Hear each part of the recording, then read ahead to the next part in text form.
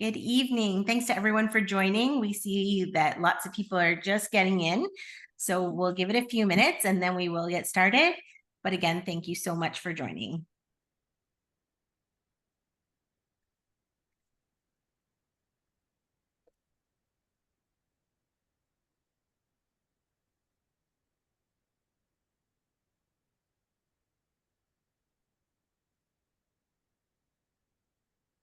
I am going to repeat myself here again, but thank you very much to everyone for joining. I can see the numbers are still going up.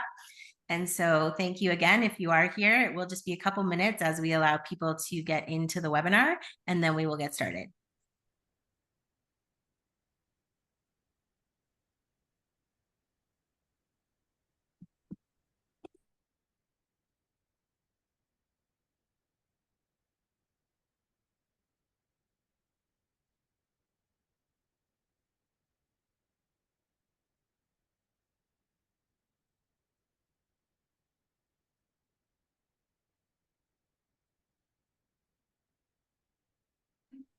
All right, we've got about another 30 seconds before we start. It looks like everyone is almost in. They're slowly starting to come in, but it's definitely slowing down with people entering. So we will start shortly, and thank you again for attending.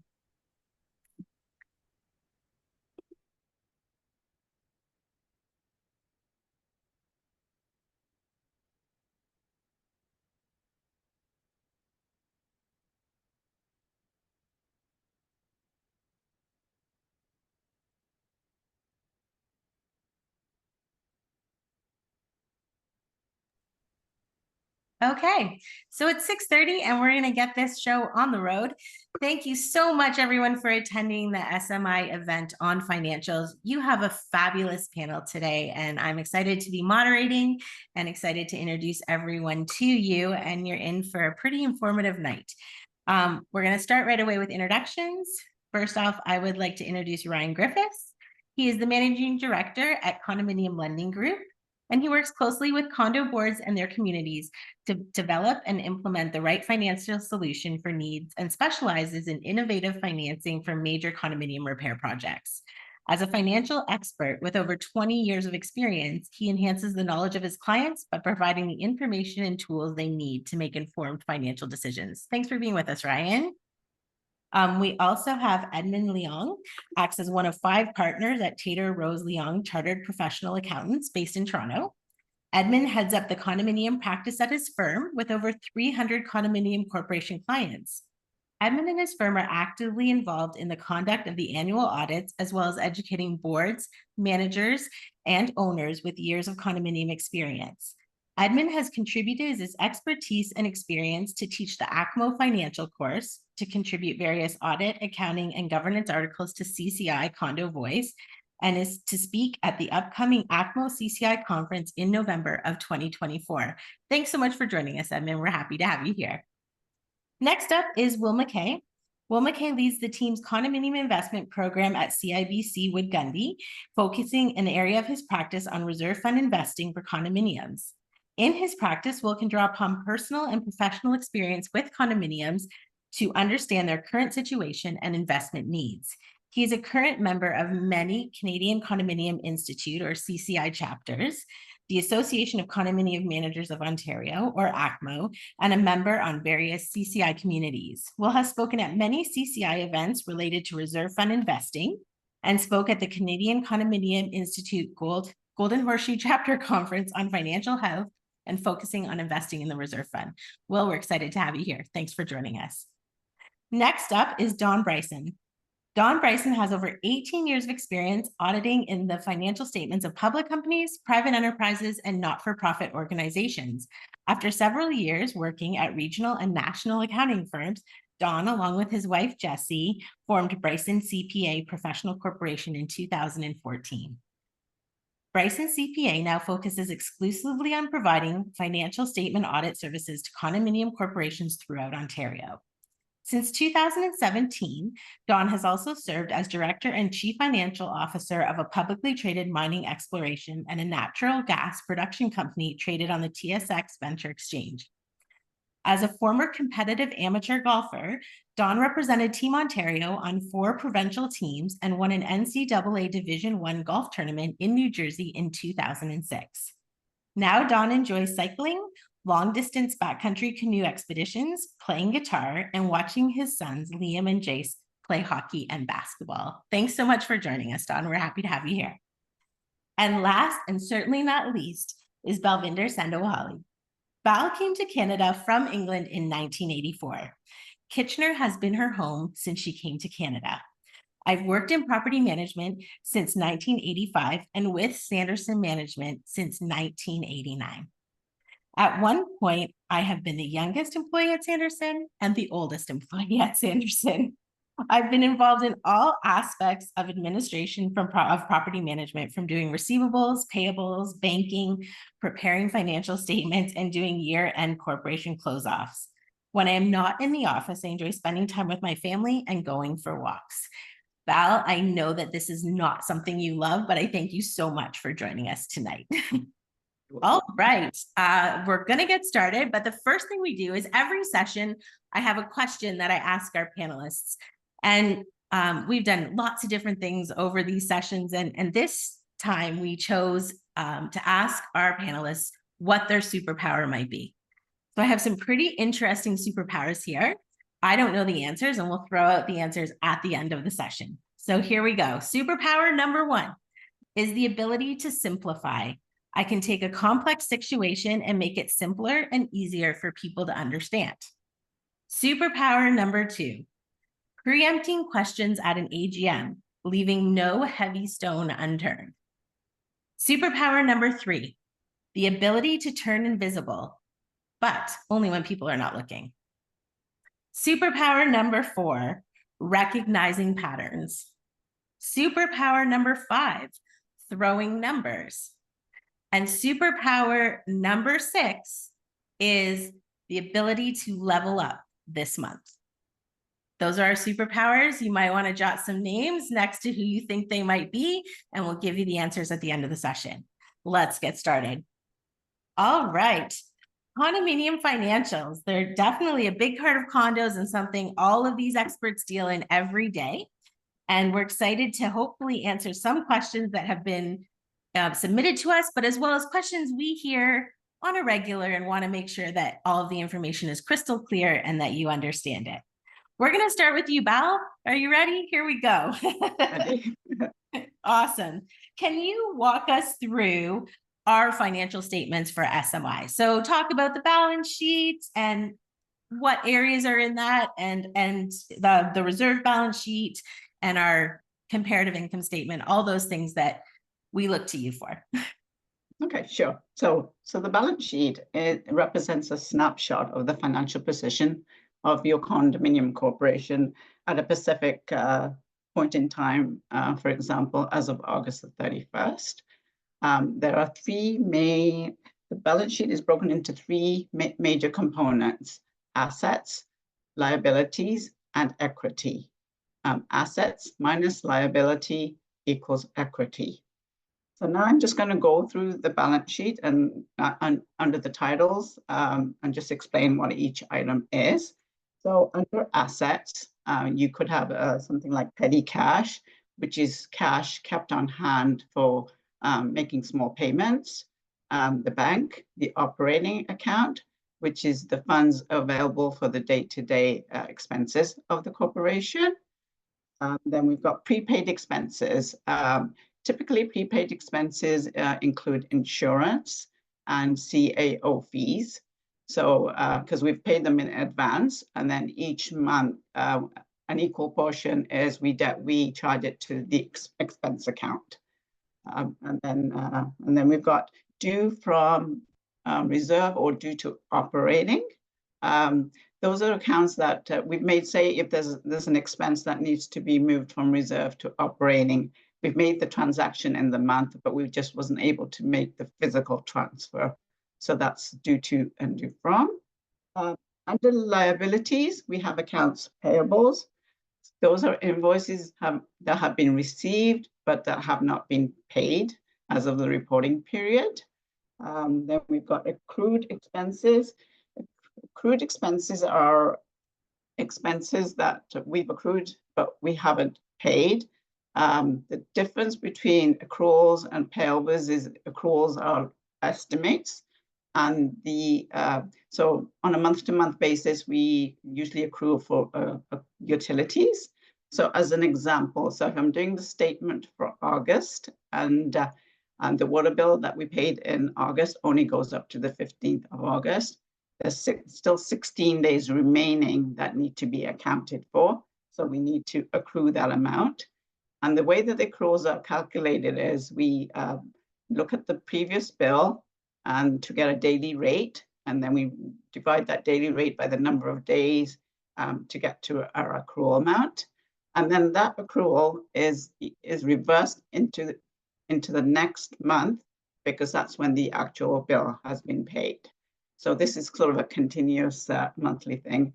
And then when we do the statement for the final month of the year end, we tend to do a lot more accruals and stuff because we want to capture all the expenses into the fiscal year and if we don't, then those expenses go into next fiscal year and then they affect the budget expenses.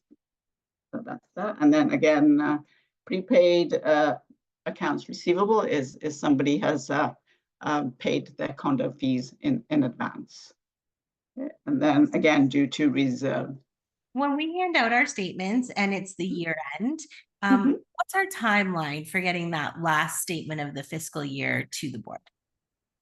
It usually takes a bit longer because invoices come trickling in. So I would say anywhere to up to about 6 weeks would probably be a good point too. So by then everything should have, all the invoices should have come in by that point. Yeah. Right. So boards who typically are used to their statements like around the 10th of the month or the 15th of the month. Yeah. Just keep in the back of their heads that, last month we like to make sure we can account for everything. So right, yeah. I mean, we can do statements early, but then there'll be more accruals and more adjusting entries that need to be done. So we like to present a statement to the auditor that there'll be least amount of adjusting entries. Yes, definitely. Val School and our goal at Anderson is the minimum number of adjusting entries from these auditors. So okay, so that's that. And so then next we go to so under the net worth, under the equity on the operating balance sheet. So we've got the operating fund equity, which is the balance of the operating fund as of the beginning of last year. That figure only changes once a month. And then the net income is the income that you've taken in versus the expenses that you have paid out is your net income. And that figure is usually from the revenue and expense summary. That's where that figure comes. So if you've spent more, then it would be in brackets. But if you've underspent, then it would be like, so, yeah. And then, so that's, so the total net worth is the assets minus the liabilities. So that's the balance sheet for the operating account. So now we will go to the balance sheet for the reserve account. So it's similar items. So under assets, we've got the bank, which is a reserve bank, which is used for major repairs and replacements. If a corporation has investment, so that is accumulated reserve funds that have been invested for an agreed amount of time. And then we have accrued interest, again, interest that we have, we haven't received yet, but we've accounted for as we've accrued it for, right? And then under liabilities, again, reserve accounts payable. So if there's something that we've received the invoice, but it hasn't been paid until the next month. Again, due from operating, again, that could be for special assessments, if and payables and stuff like that. And then under the net worth, we have the reserve fund opening, which is the opening balance as of the previous year. We have the reserve interest. The reserve interest is the interest that we get on the bank accounts and investment income. Then we've got reserve additions, which is the monthly contribution that we make from the operating account to the reserve account. And then we have reserve appropriations, which is the expenses that we have incurred in the reserve account. Hey, Val, how often is the starting net income updated? No, this only once a year. Just one, only once a year. Once the audit has been completed, that figure stays the same for the whole year until the next fiscal year. Okay. And then we sometimes get questions about NSF or notice of liens if Right. corporation has these happening. Can you talk to us about how we adjust for that or how we account for that? Yeah, so there's no cost incurred to the corporation for NSF fees. So when we get an NSF fee, it is charged to the unit holders at receivable account. And so then the unit owner pays that amount, and then then Sanderson Management is reimbursed for that administrative fee. So there is no cost to the corporation; it's just an in and out expense that we use. Perfect. And sometimes it's in before it's out, right? So like you Yes. might see it on the statement. Yeah, but sometimes, we try to do the transactions in 1 month, but sometimes it happens that, it overlaps it into the next month. Yeah. Right. So. And occasionally we'll see draft stamped on our statements. So why do they say draft? So after the year end, an audit has to be done. So we put draft on the statements because based on the audit, the opening balances might change. There might be adjusting entries that need to be entered. So that changes the opening balance figures of the statements. So that's why we would put draft, that they're approved subject to changes. And then that stays on until the audit has been completed and we've closed off the fiscal year. But we do not go back and reprint the statements for those months that are marked draft. That's right, exactly. And then interest. We earn interest, luckily, at Sanderson on both operating and reserve accounts. And so we actually earn a pretty good interest rate on those. I think Will on the finance side can shake his head to a yes to that. Our cash management agreement is very strong for our corporations. And so do we accrue interest like on investments? Speaking of interest, do we accrue that interest on the operating and reserve sides? What do we do with that? So we receive interest, which is actual interest that we receive on the bank accounts, and then accrued interest and investments. Technically, the auditor will do the accrued interest for the investments. We post the actual interest that has been received on the bank accounts. Both on the bank accounts. Yeah. And then because we're always looking to improve and always looking to make things better, obviously, for our board members. We've got some changes coming forth to our statements. Do you want to talk about what those changes look like? Yes. So currently what we include in the statement, we include the capital expenses, but we only include them for the month for the reserve account.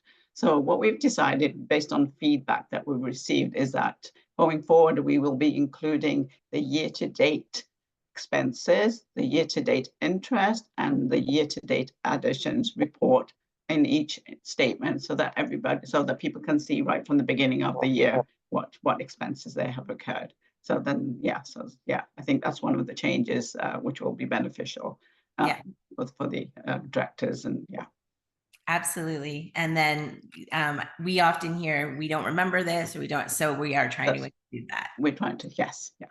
Awesome. For sure. Well, that was a fabulous summary, Val. Thank you. Val does the training of all our managers too, as you can tell, because she knows her stuff and knows what she's talking about. Did I miss anything in what you wanted to talk about, Val? Or accruals? I don't know if we want to go into a bit more depth. Sure. Well, I think we have covered accruals. Accruals basically they're just the expenses that we've incurred, but we paid. So I think that's basically. We have covered, most of the stuff. I think so. I'm going to pass it over now to Edmund and then Dawn. You guys can kind of jump in. When board members are reviewing monthly financial statements from an auditor standpoint, what are some of the critical areas that the boards need to focus on? Okay, that's a very good question. Even I think Val alluded to the fact that some of the adjustments are made by the auditors. So accruals, for the most part, if they're large accruals, with most property management that we work with, they'll make the large utility accruals and that type of thing. But I think that has to be taken in a grain of salt. It's not every accrual is made, and it may not be material, and if perhaps some of them being accruals for the audit fees or accruals for some other small items. It's a big laborious process to set up these accruals on a monthly basis and then reverse it at the beginning of the month. So you're not going to get too much wild swings month to month if you don't book the accruals, especially if they're not large. But the utility ones are the ones that are the most concerning, and as well should be taken, the best opportunity to create that accrual. Then I think the issue is with board and management, they should look at variances together. Month to month variances against the actual versus the budget is a good control feature to make sure that, hey, our expenses moving on as expected. If there's some large variance, that they should be explained. And I think that's some of those good questions that board as on a governance stance should ask those questions to say, hey, what's happening here? Why do we have that large amount? Well, management will always have a good answer for that because they know they pay the bill. And then there's no surprise at the year end, so I think that's sort of you iron out these little issues. If there's something that also needs to be said to the owners, maybe that's an opportunity just to do a midpoint discussion and, maybe have a communications if there is a variance and, nip those deficits at the bud if you can when you're looking at those monthly statements and make that communication. And then again, no surprises to the owners when it comes to year end. We're hinting, hey, we're running a deficit, inflation's hitting our books, and we might have to have a special assessment or some sort of other way of funding it. And then perhaps the owners will warm up to the fact when it comes to the AGM, as opposed to at the AGM, big surprise. So that's my take on monthly statements. And I think that's that bridging from those monthly statements from management to the board and directly from the board to owners. So you see that transition, transparency, good governance, good communications. 100%. Thanks, Ed. Don, you want to jump in and add your comments here? Sure. Thank you. I completely agree with what Val and Ed have already mentioned. The number one thing that boards can do when they're reviewing monthly statements is reviewing that income statement and question any large variances between the actual and the budget. That can help to uncover cases where perhaps a vendor hasn't issued their invoices, and we see that more often than you'd want to believe, and that can sometimes lead a corporation to think they have more cash in the bank, but they're not realizing that they have 2 or 3 months of grounds maintenance or some other cost that hasn't been billed or paid for yet. So those are definitely items that you want to look at. Also, to make sure that the fees are being assessed monthly in the proportion that they should. So there shouldn't ever be any variance in the common fees. And for the expenses, again, any large variances would be a good question for boards to ask, just to make sure that there's a reason that makes sense for any differences. The other items on the monthly statements that Sanderson provides that boards should look at would be the bank reconciliations. So what boards want to look at on those would be any outstanding deposits. That would be money that has been collected but not deposited into the corporation's bank. There shouldn't be any large delays in that. Now, that's not very common now that most fees are collected automatically, but certainly if owners are paying by check, you want to make sure that those checks are going into the corporation's bank account in a timely fashion. So you want to make sure there are no outstanding deposits on the bank reconciliation. Likewise, for any outstanding checks that are outstanding for a long period of time or stale dated, that would indicate that a check hasn't been received by the vendor or deposited and should be followed up on.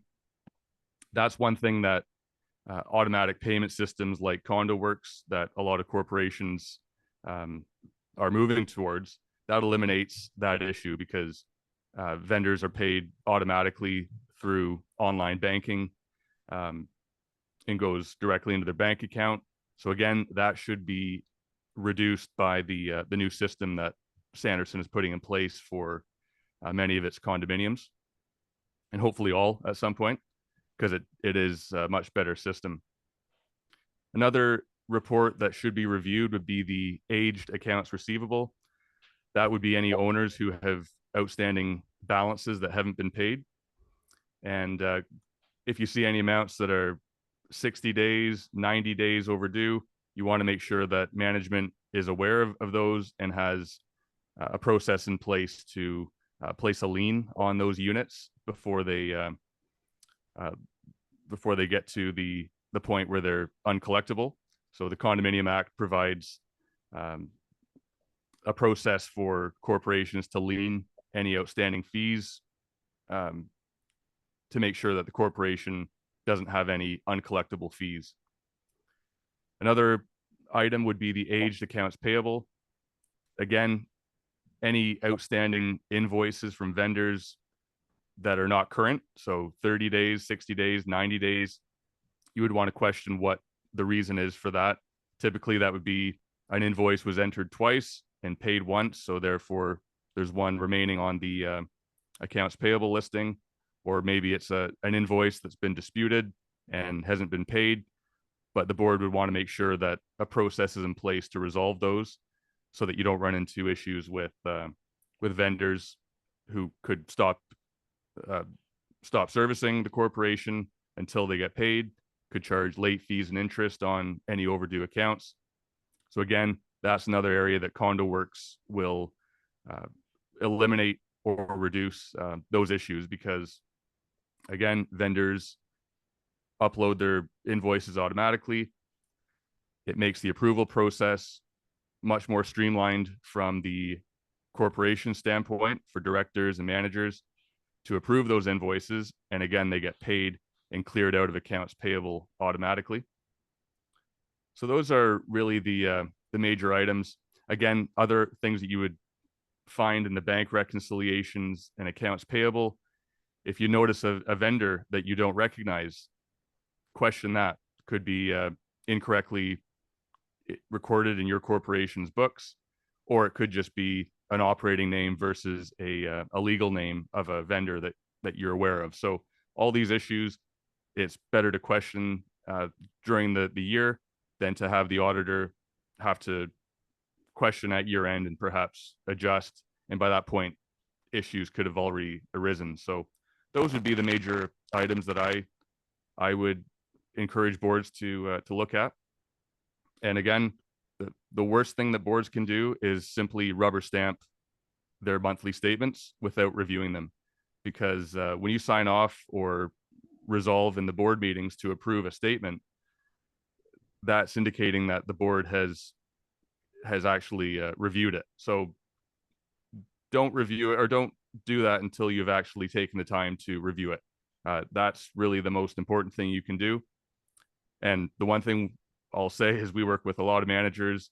Sanderson's accounting team and Bal in particular, we've worked for many years with Bal, does a great job, and we run into far fewer issues with Sanderson's books and financials than we do with other corporations. So that's definitely one thing I wanted to highlight, that certain managers do not have the same level of quality or timeliness in their accounting, and that makes it very difficult for boards to provide any valuable review or feedback of the monthly statements.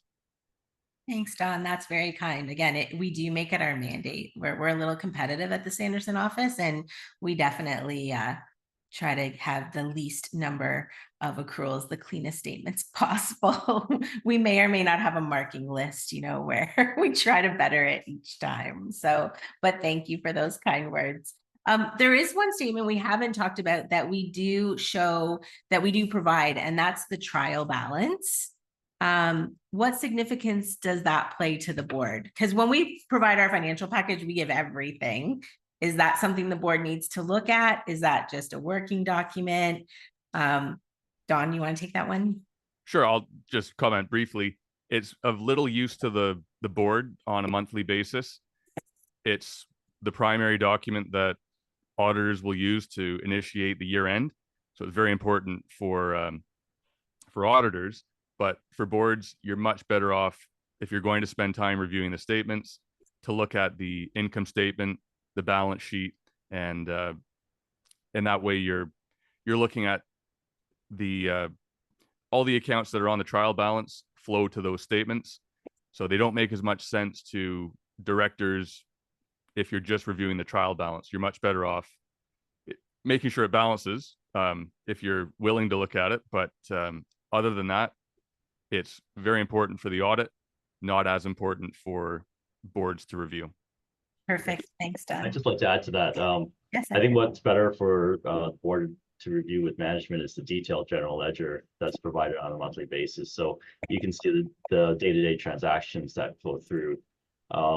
You know, if you do see anomalies within an account which has large variances, then you would want to deep dive into that account and pick out, hey, what was those particular items that were, you know, high, or maybe caused it to be low, or maybe got pushed off 1 month or pushed back, especially if there was a plan in place to do a certain project, whether it be reserve or operating, and the plan was to do it in that month, and say, well, what happened to it? Why isn't it not there? So I think that's a good question to then bounce back to management and say, well, tell us your story, what happened. Maybe there was a delay or some reason for the vendor or various other things. So a lot can be said and read, a lot can be said from the GL. And a monthly GL, I wouldn't say dive in every account, but just dive in the ones that really are problematic. Yes. I agree with that. Oh, sorry. No. And just one other item that you would, a board could very easily review when they're looking at the general ledger. It doesn't take very long to scan through it and identify transactions that have been recorded in the wrong account. So for instance, showing in repairs and maintenance versus grounds maintenance. And that could be throwing off the variance between budget and actual if a transaction's been recorded to the wrong account. The other item that can be resolved on a monthly basis would be some expenditures. There's a gray area whether or not it's reserve or operating. So if perhaps initially management has coded it as an operating expense in repairs and maintenance, and it's a large item, that will throw the repairs and maintenance variance way off. And if you analyze the invoices, it could be justified that a portion or all of that invoice could be considered reserve. And then those adjustments can be documented in the minutes and reallocated by BAL for the next statements, assuming that it is in fact a legitimate reserve fund expense. And again, sometimes there are areas where you could justify it in either the operating fund or the reserve fund. But in a case where a board has justification to record it in the reserve fund, but it's initially been expensed in the operating fund, that would be an opportunity to review the general ledger, identify that invoice or invoices, and have that discussion in the minutes and reallocate any amounts to the reserve that might be required. And so that brings up a good point, Don. This isn't a question I have on our list, but again, this is kind of just a conversation, not a discussion. And when you guys are doing your audits, you can maybe talk about what the how the audited statement differs maybe from the monthly statements that boards see when they look at it. But do you audit or take a look at if a reserve should be, if an expense should be in reserve or not? Like, you know, because sometimes people will try to manage their operating budgets by using their reserve funds, right? And so do you guys John and Ed, do you look for that, or what are some key tips the board can look for in that before we actually get into the audited statement? Yeah, I think, yeah, thanks for bringing that up. I think there's a lot of what you call massaging of the expenditures between operating and reserve, just so that we have a balanced operating budget or operating, so there's no deficit. And I think that's problematic in the whole sector. Because I think owners, and this is something that needs to be communicated out there, like if you run a deficit, it's not the end of the world. And I think should be appropriately allocated between reserve and operating, not just to try to create a balanced budget. And there's too much pressure on all sides to create that to happen. But to answer your question, yes, it's part of our audit requirements to do sampling of the reserve fund expenditures in order to see whether they qualify as a major repair or replacement under the reserve. The good thing about the operating side, it can take on any expense. It could take on an item that could have been reserved, but it could be absorbed by operating. Operating has a lot of flexibility. So that in itself gives a little more leeway not to have to worry about things going in operating but you can't go the other way. You can't be putting operating expenses into reserve. So we have to be very careful about that. In the course that I'm teaching for ACMO, I had like 3 pillars in terms of defining what can be decided to be on what reserve items are, and boards will have to work with management in terms of like various thresholds of what's considered major. Materiality limits will go into that, or what, every corporation has bigger or larger sizes for what major represents. It has to be repair or replacement. So those type of things that are defined, you can't be adding brand new items into the reserve. So like if there was no gym there before, and all of a sudden you're adding gym equipment, well, you're adding, that's an addition. Okay, and that can't be a reserve fund expenditure. So we do have to do that as part of our role as auditors, and I think Don can sort of concur with a lot of that too.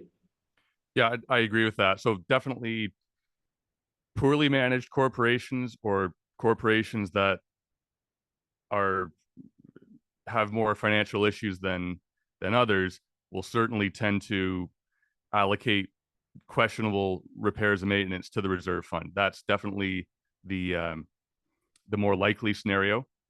Having said that, we have seen a number of corporations recently that have very strong operating fund surpluses, and boards have wanted to utilize that surplus by expensing legitimate reserve fund repairs and replacements in the operating fund. And although that's allowed, a couple of considerations that we would make to those boards. So one instance that we had, a 30-unit condo, they were deciding to replace about 5 units per year, replace their front doors. And they wanted to put it through the operating because they had a significant operating fund surplus. So after 6 years, they would have replaced all the front doors. The one issue that I would indicate to boards would be when the reserve fund study is updated, if you've expensed that through the operating fund repairs and maintenance account, and it's not showing explicitly on the statements as a reserve fund repair and replacement, and if the board has changed, and if management has changed, the reserve engineer will have no idea that the corporation has replaced those doors. Whereas if they're looking at the audited statements, they can see all the reserve fund items, and they would see that the front doors had already been replaced. So that's not as common as the other way, but definitely one consideration that if the nature of the expense is a legitimate reserve fund repair and replacement, we recommend that they expense it in the reserve fund. That way it shows up on the statements. The reserve fund study can reflect the fact that it's been updated and know the year that it was updated.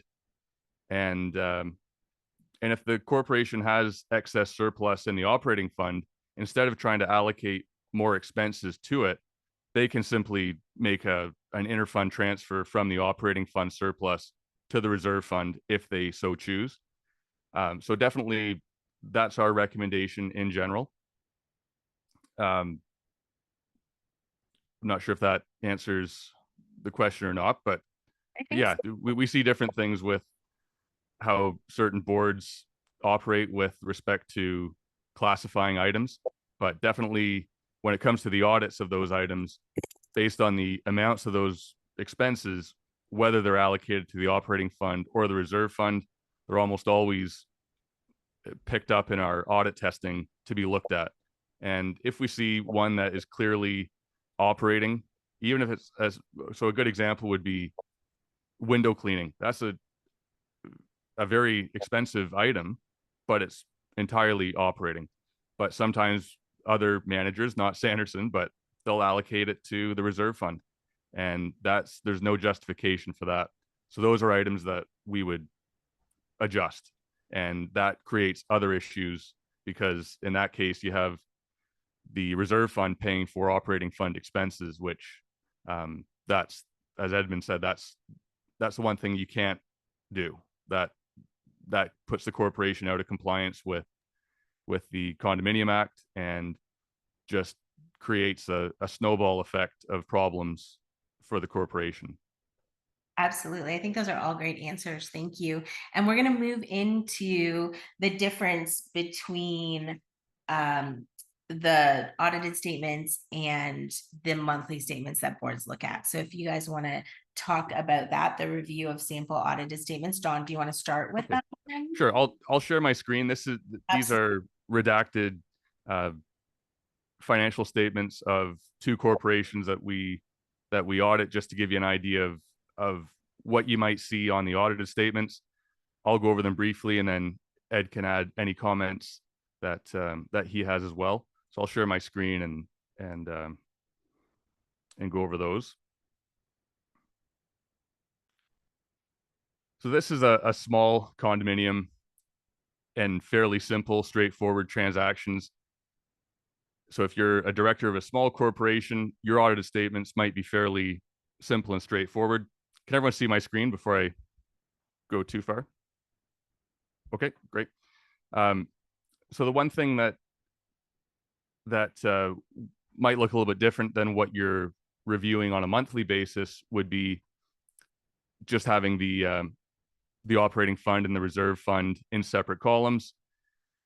Makes it a lot easier to see exactly what on the statement of financial position or balance sheet, to see exactly what assets and liabilities of each fund are, and to see what the surplus or fund balance is of each fund. So that's just one item that will look a lot different compared to the monthly statements, and that's simply allocating the accounts by fund to present them in a different format than you're seeing. So one adjustment that is typical would be prepaid expenses in the reserve fund. So often management companies will record any payments for reserve fund expenses as a reserve fund expense whenever the cash is paid to the vendor. When we do the audit, we might look at the invoice and see that right at year end, the corporation paid a deposit to the vendor for materials or just to secure a time. So sometimes what you'll see is, for instance, this was a June 30th year end, and on June 28th, the corporation paid a vendor $1,989 for materials for a job that was started in July. So the work wasn't completed by year end, therefore it shouldn't be expensed until it is completed. So that would be one adjustment. And this one is fairly minor for a small corporation, but we've had others where they pay $50,000 close to year end to get materials for windows or doors, but those windows or doors are not actually installed until the next fiscal year. So that's a case where you may have seen the statements showing it all as reserve fund expenses initially, but auditors will review that, make those adjustments. Similarly, as Bal mentioned, some management companies will record accrued interest on investments. When they do that, very often they don't do it correctly, or they'll so it's better almost that they don't record that and leave it to year end. We'll make those adjustments for any material accrued interest. And so that would be another adjustment that you'll see. And as corporations are investing in recent years more and more into GICs based on the higher rates, you'll see that more often than previously, and more material amounts that are being adjusted. So for this one example, has a significant investment portfolio, and the accrued interest at year end for this corporation was 33,000 and change. So that would have been an adjustment at year end that wasn't reflected on your monthly statements, but is now included in your investment balances on the statements, and likewise increasing the interest income in the on the income statement or statement of operations. So that's the other thing to note. The name of the statements might differ. Statement of operations equals the income statement on your monthly financials. Balance sheet on your monthly financials equals statement of financial position. So that's one other item to note. Another significant difference that you might see on the audited statements would be classifying assets and liabilities as long-term or current based on their maturity dates for investments. So any GICs that mature within 1 year of the balance sheet date, those are considered current for accounting purposes. So they're shown under current assets. And likewise, any long-term GICs that mature beyond 1 year, we reclassify it as long-term. So those are adjustments that there's no reason for BAL to make them at year end or even at any month end. Doesn't mean that your statements aren't accurate. It just means that it's not worth the extra time and cost to reflect that every month on your internal statements. But when it comes to year end, we're required to show that differently. And that's important because if you have major repairs in the reserve fund that are expected, you want to make sure that you have, and Will can comment on this when he comes in shortly. You want to see how many investments or how much of your investment portfolio will be available within 1 year. So if you have all your investments in non-redeemable instruments that are maturing beyond 1 year, you need to be aware of that for cash flow planning.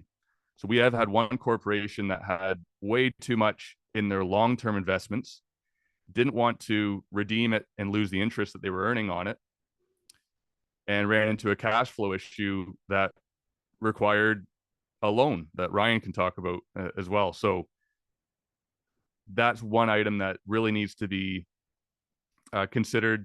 So even if you're not seeing that on your monthly statements, you'll want to review your investment portfolio with Will or whoever your advisor is. The one thing I'll say about the investment statements, Will's statements at CIBC, they show all the investments every month. Some corporations invest with other institutions who cannot produce monthly statements, makes it very difficult for boards to know exactly what they have invested and when they mature. And at year end makes it another step that auditors have to go contact the other institution, get details of what investments are on hand. So another item to note, if you have GICs that are invested, make sure that you're reviewing the statements monthly or quarterly at the absolute latest. And if you don't have those, you'll want to make sure that management has requests in place to get those every month or every quarter. Again, it's typically your largest asset, and you want to make sure that you have details in your monthly statements so that you're aware of exactly what you have invested when those items mature. And yeah, that's the one item I would encourage boards to look at as well. One other thing, I'll just go over the statement of operations. So we'll show the budget approved by the board. This was one where they had a significant surplus in the operating fund. So they had actually budgeted for a 1-year deficiency to eat away at some of that operating fund surplus.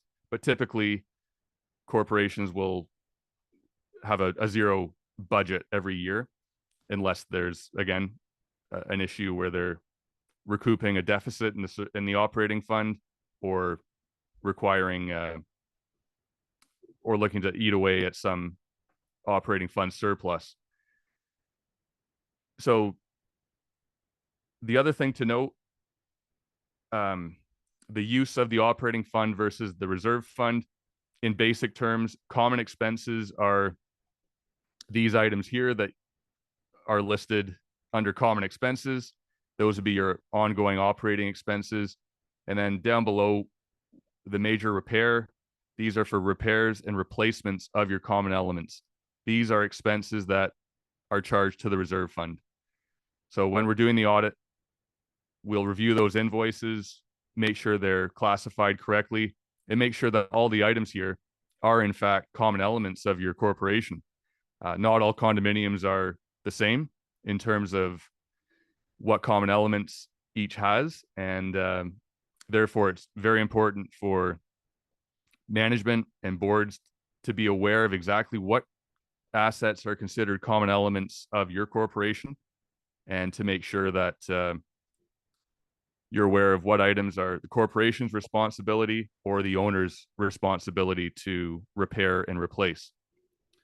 But those are the main items that you'll see. The statement of cash flows, we never get questions on it, so we'll generally we won't go over it in detail at an AGM, and I won't go over it in detail here, but it reconciles the opening cash balance to the ending cash balance for the operating fund and the reserve fund. And other items that you'll want to be paying attention to in the audited statements would be the reserve fund note. This is where we compare the most recent reserve fund study projections to the actual results in the reserve fund. So in this case here, the projected amount in the last reserve fund study was 1.7 million, 4,972, and the actual was higher, slightly higher. So the corporation was tracking ahead of schedule compared to those projections. So if you see a case where your corporation is way under the projected amounts, that's something that you'll want to understand why. And maybe it's because work was completed well in advance of when it was scheduled to be completed in the study, or something else has happened. But those are items that owners and certainly board members will want to be aware of and question when they review the audited statements. And again, we'll indicate here what the future allocations are. So you'll see how much of our fees in future years will be allocated to the reserve fund, and you'll see the increases. So this is an example here where it's going from 627,000 in the current year up to 689,000, 758,000, 834,000. So you can start to see where your corporation may be in a situation where fees are going up, or if you have major repairs that need to be completed, you may need to start looking at lending for those big projects. And again, Ryan can speak to that. But that's really the big note that you'll want to review in the statements.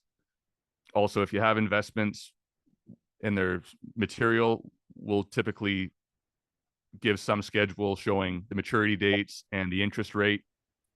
That way, if you're reviewing them, you have an idea of what's coming due and what interest rate you're currently getting. So those are the two major notes that we would review in an AGM, and I would recommend boards and owners to review that in more detail as well.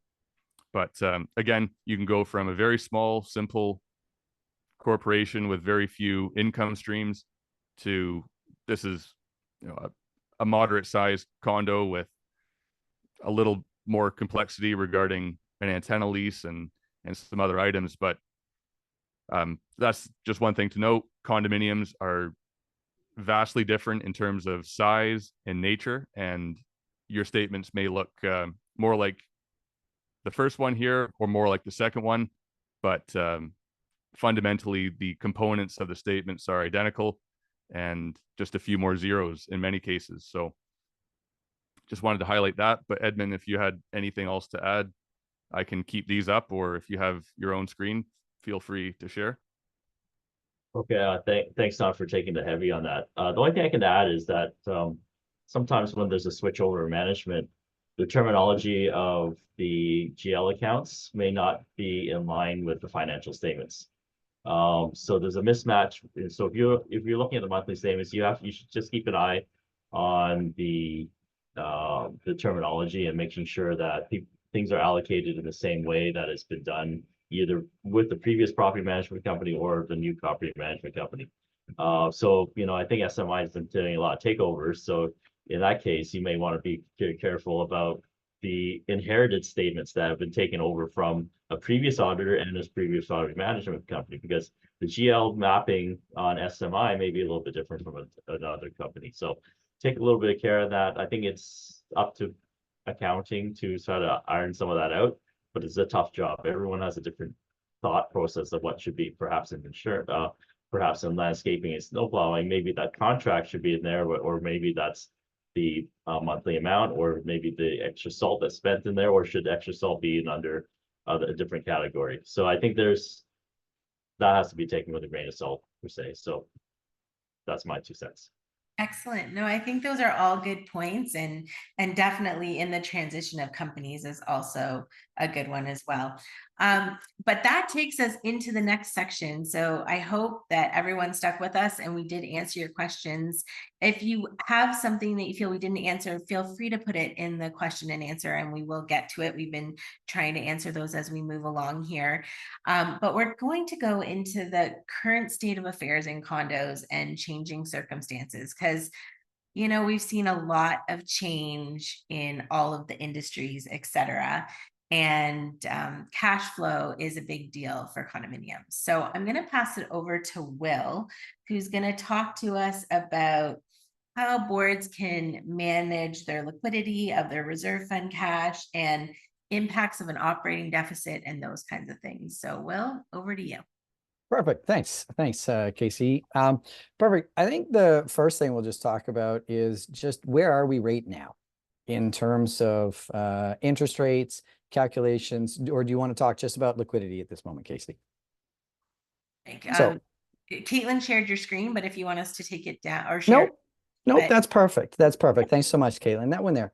This is what we're seeing right now in terms of actual interest rates. So on your left-hand side right there, you can see where we were during COVID, 0.25%, and we had 10 consecutive increases straight upwards of 5% that we got to in the overnight rate. But we've had 3 consecutive cuts this year, and we're likely to see 2 more this year. So this is where we're heading to, and this is what we can actually see. So this is very indicative of what's going to happen to the bank rates that come in here. So this is a really important thing. And Caitlin, if you want to throw up the next screen, which is really great. Yeah, that one right there. This is the actual forecast for interest rates. So on the left-hand side, you can actually see this is where GICs and bonds were June of last year. That was peak interest rates. And during that time, the Bank of Canada started talking about lowering interest rates. They hadn't actually done it yet, but they were talking about it. And you can see that they dove down. And then we realized in January, it was too soon. They're not going to do it. We saw them creep back up, but then we've seen them come since down. And you can see down in the gray, in the tail end down here, you're likely to see consecutive interest rate cuts where your 5-year rate's going to get well under 3%. And that's really indicative. So we're going to see this. And one of the things is interest rates from bonds or GICs move in advance. We know they're moving. We know that the Bank of Canada is going to cut. So your lenders are going to start giving you cuts in interest rates. Well, this is amazing for everybody who has a mortgage. and they all want to see this, it's terrible from an investment perspective that you're going to see erosion of interest, and it's just easy earns. So what we want to be able to do is some of the best practices that we put into place is from a liquidity perspective, is you're going to want to make sure that while you're investing, you ensure that your maturities, they're going to match your cash flow that comes in there. That's really what you're going to want to make sure, is that your portion of the reserve fund remains liquid to cover anything near term, and Don mentioned, not having anything in that 1 year bucket, but you're going to want to make sure that you have those available. And any investment that you do, of course, you want it to adhere to the Condominium Act. You want to make sure that it's an eligible investment, and adheres to that. And that's why it's really important to make sure that what is an eligible investment. Bonds or GICs that are available are typically your criteria. But you want to prioritize that liquidity when it's in there. And then you can do this a variety of different ways. You can have short-term cashable investments, or you can really create a laddering strategy. And then that diversifies your maturities, but you want to have it based on when is it required in the reserve fund study? When is it going to need to be made in there, so that you can diversify the maturities, and you have staggered maturities across multiple times, so that you balance that risk and return. So you have that adequate liquidity to meet those anticipated expenses. That's there. And then what you really want to be doing from a liquidity perspective, is you want to validate your cash flows regularly. You want to review the reserve fund study. We talked about that, your cash flow projections, and we talked about seeing that in your financials. Do we have more or less than we thought from the budget perspective? And you want to make sure that they remain accurate, especially if you've done a major repair that came in, you've had changes or a significant update that's been done sort of mid-cycle in between the reserve fund study. So if it's been done in there, that's a really big piece. Casey, do you want me to talk a little bit more about reserve fund studies and contributions as well? Yes, please. That would certainly be helpful. Perfect. So let me put that in there. I talked about what is the eligible investment. We note about that. And we know that every 3 years we have mandatory reserve fund study updates, Schedule 1, Schedule 2, that comes in, whether it's just a complete redo or just doing financials, updating the numbers from it. You want to update that reserve fund study every 3 years, and you want to validate the cash flows in there. And it'll provide details that outline what funding is going to be needed for that section of time. And you want to make sure that you're having adequate contributions. And what this means is not only just having adequate contributions in terms of, are we meeting our obligation to what this reserve fund study says? But if you have maybe a mid-cycle large expense and it was more than anticipated, you're eating into some of your reserve that's earmarked for other projects. If you keep that same level of contributions, by the time you get to your next update, you're going to be underfunded. And that's because you were taking money from other projects for this one. So anytime that you have a major project, you're going to want to compare it against what was budgeted in the reserve fund study and look at it in there. And then when you're building your budget, you're going to want to compare against that. And then what we talked about there again is following those investment guidelines, know what they are. But then during that time, if you're going through this project, you're going to want to corroborate your information in all your different financials. And I often encourage our boards to use 4 documents on a regular basis to corroborate their financials.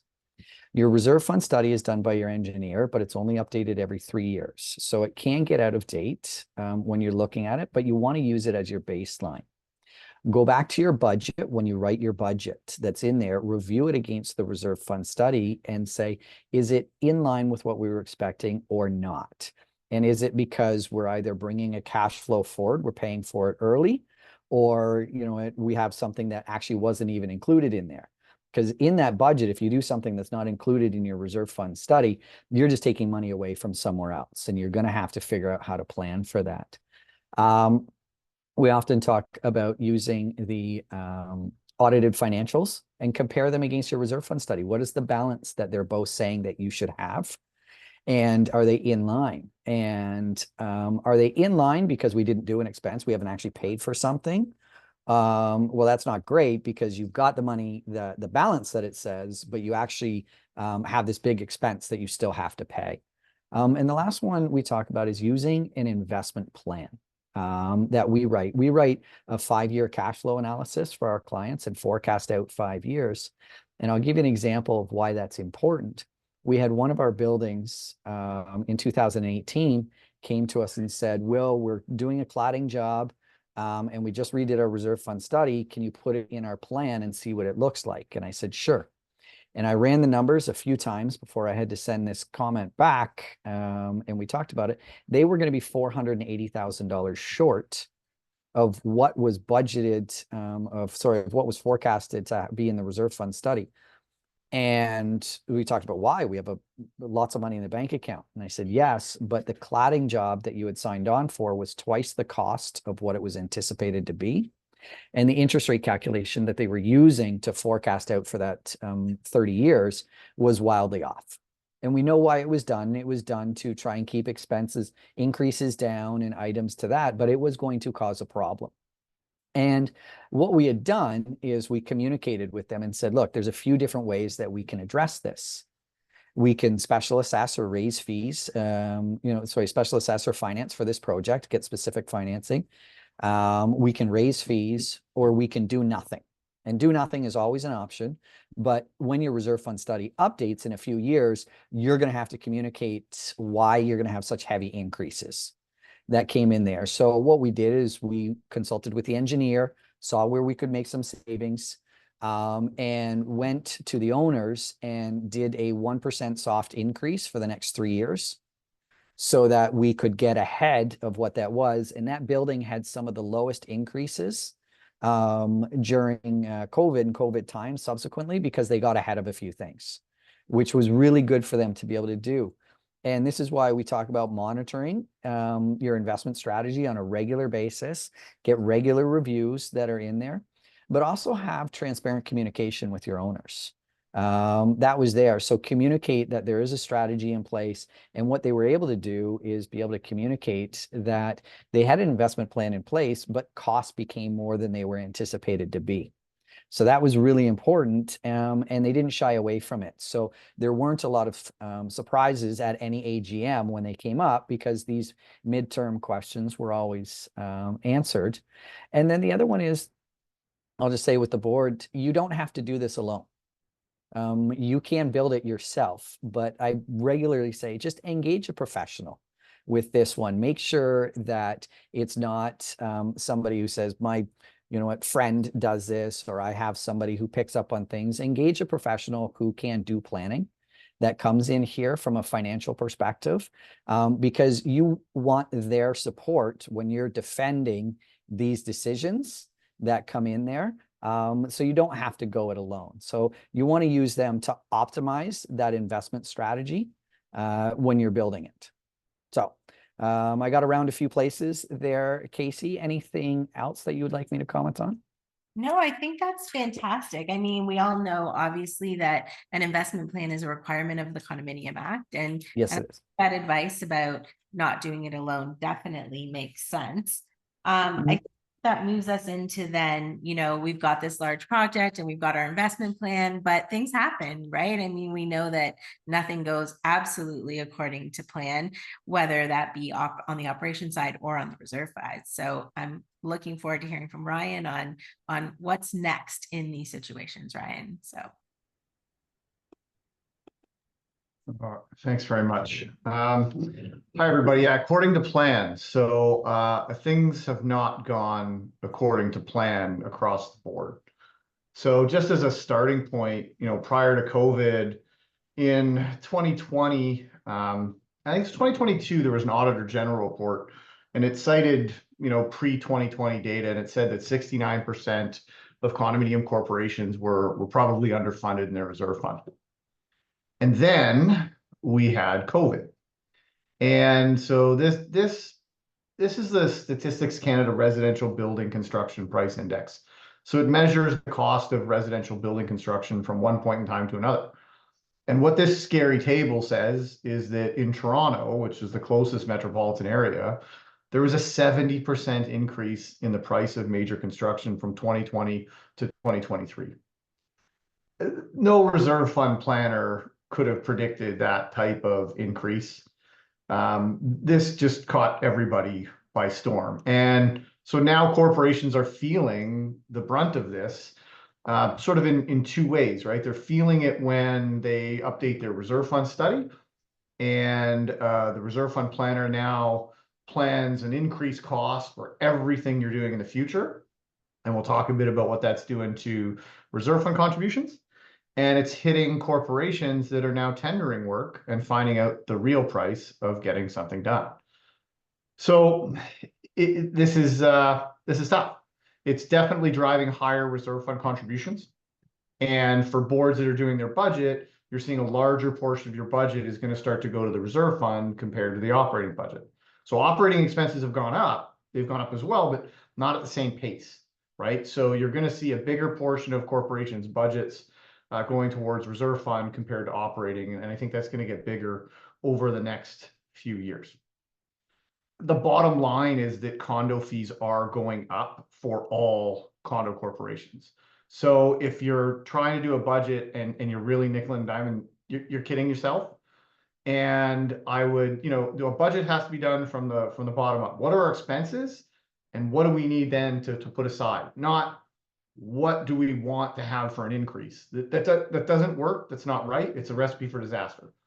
So I think you're going to find what typical condo fees look like today is going to be very different in 3 to 5 years from now because of these needs. So Will mentioned a bit, if you are embarking on a major project, look at what it costs. Look at your reserve fund study. Your reserve fund study is your budget.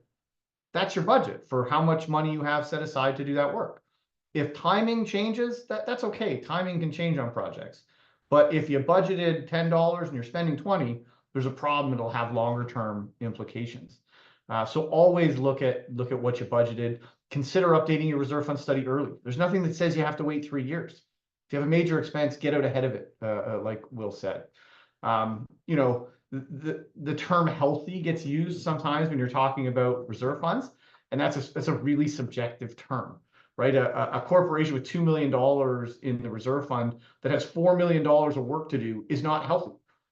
A corporation that has $200,000 in the reserve fund, but has done all of the work they need to do and are building the reserve fund for projects out, 10 or 15 years from now, that's healthy. They have way less money in the bank, but they have way less need. So, I avoid the term healthy unless you really have some good context around that.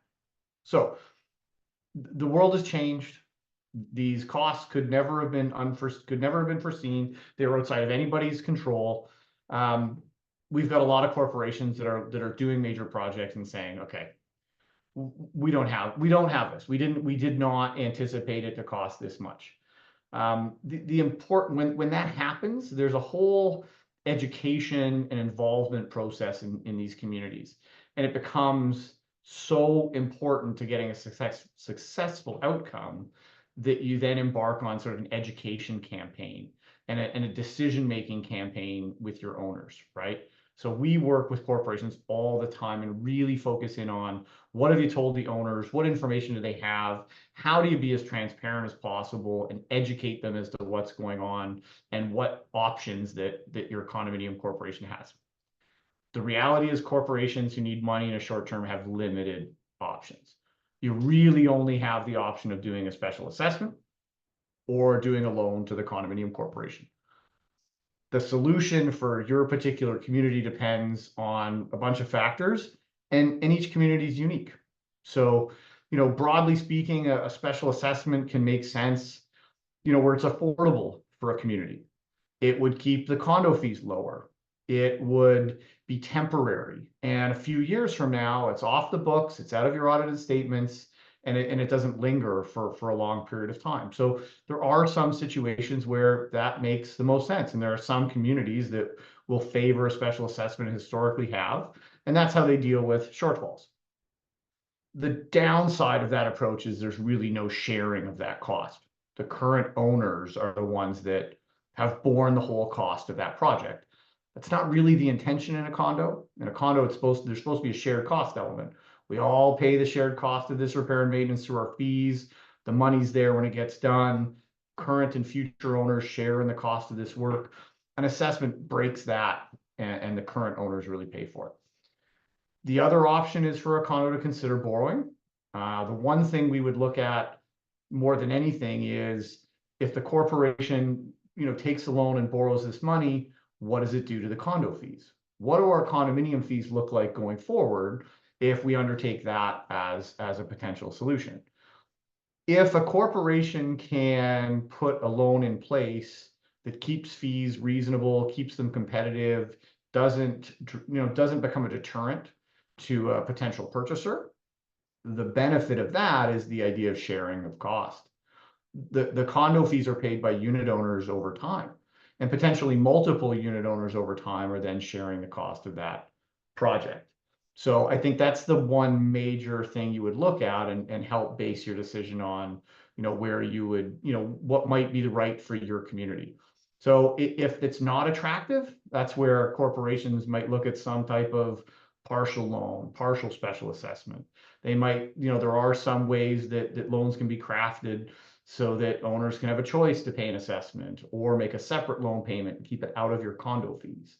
So there are options. The only way to really evaluate them is to work with, a reserve fund planner who's really familiar with lending and special assessments, to work with a lender who specializes in condos. Most lenders, if this is what they do for a living, they'll spend a lot of time putting together forecasts and options. They'll meet with boards at no cost to help them understand what those options look like. So the options are limited, but I think you really need to take a deep dive into what your specific situation looks like and what might be right for your community based on the numbers and based on the sentiment in your community and what's best for your owners. There's a process with borrowing or with an assessment to go to your owners and have them decide. Right? We work with lots of communities that present bylaws to their owners, and the bylaw is really a way for the board to give the ownership two options and put it to a vote. And then the way the board isn't deciding for everybody how to raise this money that is important for all, that there's a big fiscal responsibility. They instead go to the owners and say, look, here's one option. We could do an assessment. Here's what it looks like. Here's the pros and cons. Here's another option we put together with a loan. Here's what it looks like. Here's how you're impacted. Here's the pros and cons. And next week, we're going to have a vote, and we're going to do what the community says is best for the community in terms of how to get through this plan. So I think that just as a tool is super, super powerful. But we're at a point in time where it's unavoidable for many. And lots of corporations are going to have to figure out what the best plan is for their particular situation, because we've just all been hit by higher costs than anyone could have expected. I think those are all excellent points, Ryan. Thank you. And one other thing I think maybe you can touch on, and then Will can probably sneak in on this one because it speaks to sort of liquidity as well, I believe, is those reserve fund studies. It's not set in stone that they must be completed every 3 years. There's no harm in pulling it forward, right? To be able to better assess that cash flow situation. Well, pull it forward, like absolutely 100%. Almost every corporation we're dealing with, if they're doing something major, like if it's one of the biggest 4, 5, 6 projects you're ever going to do, and the cost is, or the cost and or timing is dramatically different than what's in your study, update your study early. Why would you wait 2 or 3 more years? You have all that, those 2 or 3 more years that you can get out ahead of it might save you a lot of heartache later on. So 100% update. If you have a big change in the plan, update your study. We have some that do it every year in the midst of a multi-year project to make sure they're on track. And time can either be your ally and you get ahead of it, or it could be your worst enemy if you don't have time because you put off that planning. Absolutely. I'd like to add too, with respect to when lending does come in place, the debt servicing element doesn't needs to be factored in on a new reserve fund study. So that has to be built into or hard baked into that study in order to fuel the debt servicing. Unless the cash is sitting around in order to debt service, it usually is not. The reserve fund has to be rebuilt in order to handle that. Now, a loan usually looks at what's the long-term plan. Let's take everything into account. How is it going to impact our budget? No lender wants to lend a corporation money only to have them not have enough money 2 or 3 years later, right? You got to look at it holistically. It's meant to be a solution for this point in time that also provides a long-term healthy funding plan.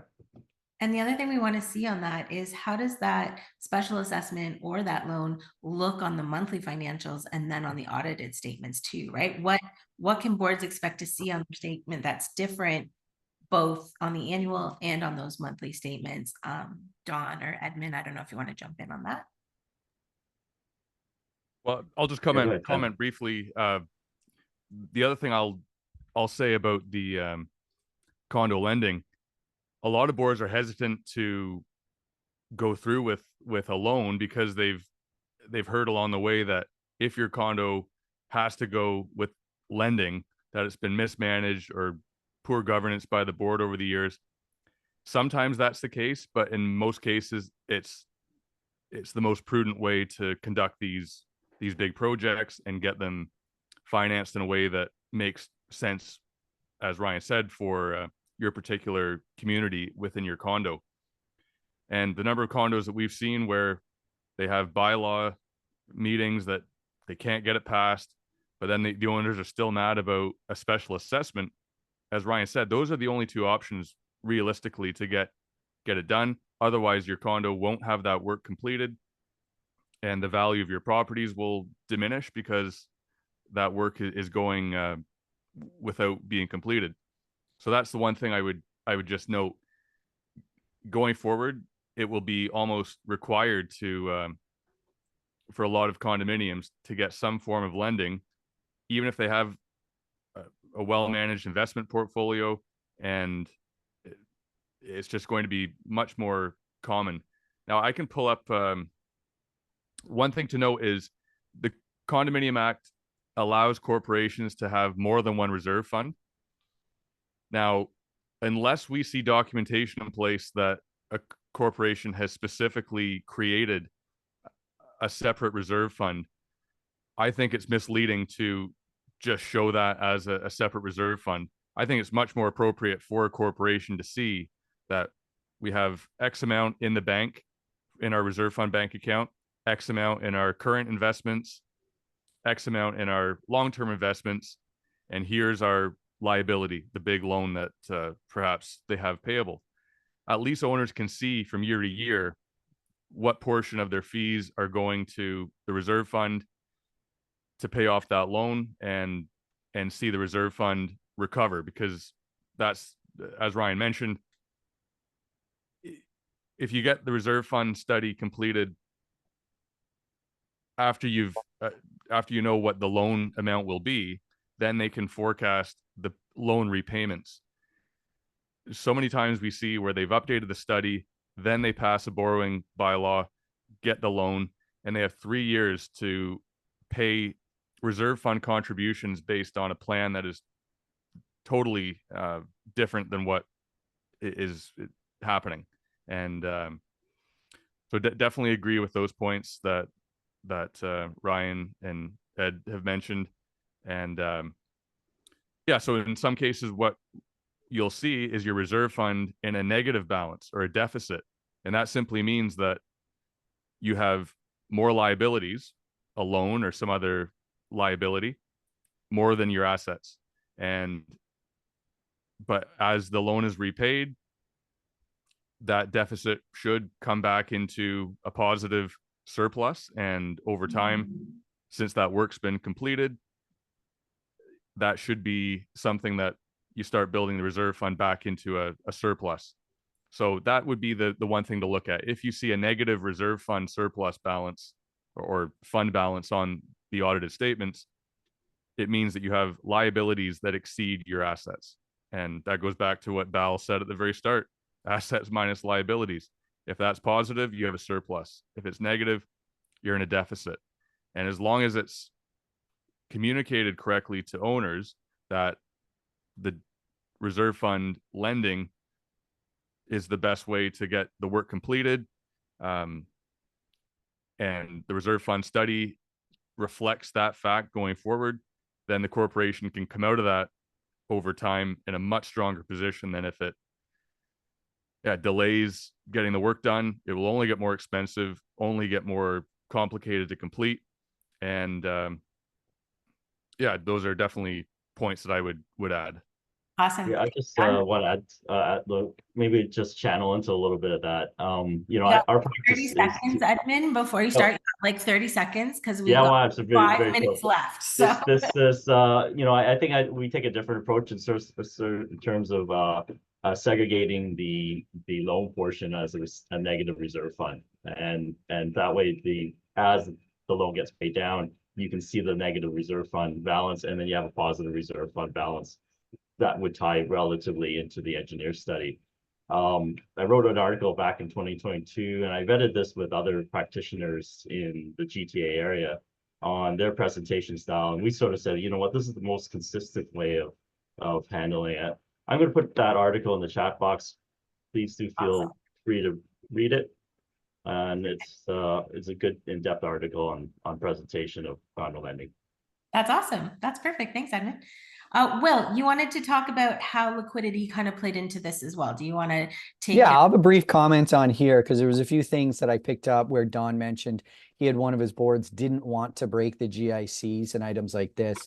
So we think there's three really, from an investment perspective, three of the most important things that boards should look at is number one, principal protection and adherence to the act. That always comes top over everything else. Number two is liquidity or access to your funds when you need it. I often say getting a great rate of return is irrelevant if you can't access your money. And the last one is maximizing that rate of return. In that liquidity sleeve that's there, Don made a statement that the board didn't want to break that GIC and give up that interest.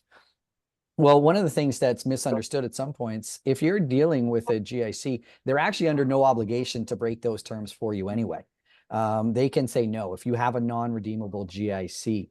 So what you want to do is work with a provider that can create liquidity for you if you need it.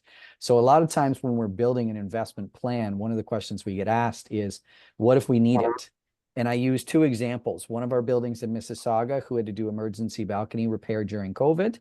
And they said, we need access to some of our investments and we can't special assess or raise fees. We don't even know who's working. Help us out. So we said, sure. And we called one of our buildings in Kitchener and we transferred the GICs to them and they paid out the other board with their interest, the accrued interest. And it was a great, it just worked out great for everybody. But there was another one in Brampton that called and said, we're worried about the Surfside collapse that happened in Florida. We're doing some emergency engineering work on some of our pieces. What do we do if we need funds? And I said, well, I can't tell you yet until you tell me how much it's going to cost. And then so we went through some things. And one of the things we typically find when there's a cost that comes up, your first call goes to your property manager. If it's a catastrophic failure of something, it goes to your property manager, then to an engineer, maybe your insurance. By the time it gets to me, you didn't call me in 3 hours. You know, the call went down a couple. So the likelihood that you're going to need a significant portion, you know, tomorrow usually isn't there, but you do want to work with a provider that can give you sources and solutions. And what we did in Brampton is I said, don't give these up. It's going to take you 6 months to raise the funds to cover this. Let's do it that route because it's, you know, ask the engineer if it's imperative, it needs to be done right now. And they said, absolutely not. It's just preventative. And we said, don't change anything different. Let's just not invest any more funds and hold out for 6 months and raise the funds. So there's options when you come to liquidity, and you want to work with somebody who can help you create it if you require it. that's perfect. Thanks, Will. And thank you to everyone on the panel. Ryan, did you have any last comments on special assessments versus loans or today's landscape?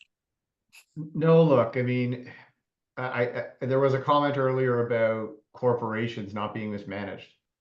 98% of my clients that take on loans have not been mismanaged. They've simply been impacted by the rise in construction costs and things that are outside of their control. So if your corporation faces a situation, call in the best advisors that you can, get the best advice, and work through making a decision for your corporation. You shouldn't feel like it's because the board did anything wrong. This is prevalent across the industry today. Absolutely excellent point. Yes, for sure. Also, then I want to just talk in closing about some of the red and yellow flags from a financial standpoint that you should be looking for. If you have an operating fund deficit, that means there's a potential need for a special assessment, or you need to be looking at fee increases, right? And with a lot of December year ends coming upon us and budgets coming up, you need to take a hard look at those numbers. And like Ryan said, you know, having the lowest increase, so you can't raise it 10 and spend 20, right? So you need to be collecting enough money to cover all of those expenses. So just a point to take away, poor cash flow is a problem. And we see that particularly, for example, in our corps that pay their insurance policies annually. And we see a lot of those in February. And that's also when snow contracts are on, which are more expensive than landscaping contracts. So plan accordingly for your fees, right? Because you can't pay in chunks. You run into vendor payment issues and you risk a low operating cash fund, right? So interfund balances, so that's owing to or from one of the other funds, like to the reserve or to the operating, right? That's in contravention of the act. You can't borrow from your reserve fund to pay your operating expenses. So that's, you know, a good takeaway for today.